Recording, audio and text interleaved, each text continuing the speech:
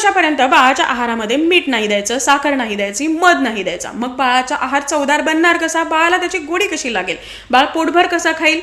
याचं उत्तर आहे, जरी तुम्ही 1 वर्षापर्यंत बाळाला हे 3 पदार्थ देऊ शकत नसाल तरी सुद्धा आपण आपल्या किचनमध्ये अवेलेबल असणारे जे काही मसाले आहेत हे बाळाच्या आहारामध्ये ऍड करून बाळाच्या आहाराची गोडी अधिक पटीने वाढवू शकतो. आता हे जे मसाले आहेत हे फक्त आहाराची गोडीच वाढवत नाहीत, यामुळे बाळाच्या आरोग्याला सुद्धा खूप जास्त फायदा होतो. आपल्या भारतीय किचनमध्ये अवेलेबल असणारे जे काही मसाले आहेत हे मसाले बाळाची इम्युनिटी बूस्ट करण्यासाठी, बाळाचं गट हेल्थ किंवा डायजेशन इम्प्रूव्ह करण्यासाठी, बाळ जे काही खातो आहे त्यामधले पोषक घटक बाळाच्या शरीरामध्ये छान पद्धतीने ऍब्सॉर्ब होण्यासाठी आणि बाळाला नेहमी सुदृढ निरोगी ठेवण्यासाठी खूप जास्त गरजेचे असतात. कारण या सगळ्या मसाल्यामध्ये almost anti oxidental properties, anti inflammatory properties अशा खूप वेगवेगळ्या प्रॉपर्टीज असतात की ज्यामुळे अगदी कमी वयामध्ये सुद्धा बाळाची इम्युनिटी खूप जास्त पटीने वाढते, बाळ हा नेहमी सुदृढ राहतो. आता फक्त हे जे मसाले आहेत हे थोडेसे उष्ण असतात, चवीला थोडेसे तिखट असतात, शिवाय हे ॲलर्जिक सुद्धा असतात.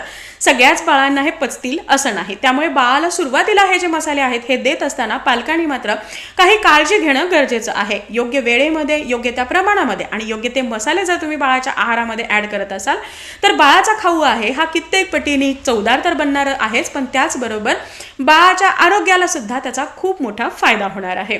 जर तुम्हाला सुद्धा बाळाचा खाऊ चवदार बनवायचा असेल आणि बाळाला निरोगी बनवायचं असेल तर आत्ताच आपण आपल्या YouTube चॅनलवरती एक व्हिडिओ पोस्ट केलेला आहे ज्यामध्ये मी कोणते मसाले कोणत्या फॉर्ममध्ये, कोणत्या वेळी किंवा कोणत्या वयामध्ये बाळाला द्यायचे आहेत हे मी अगदी सविस्तररित्या एक्सप्लेन केलेलं आहे. शिवाय नेहमी उन्हाळ्यामध्ये हा प्रश्न असतो की हे गरम मसाले बाळाला गरम तर पडणार नाहीत ना, तर हे पडू नयेत यासाठी सुद्धा तुम्हाला काय करायचं आहे हेही मी त्या व्हिडिओमध्ये अगदी सविस्तररित्या सांगितलेले आहे.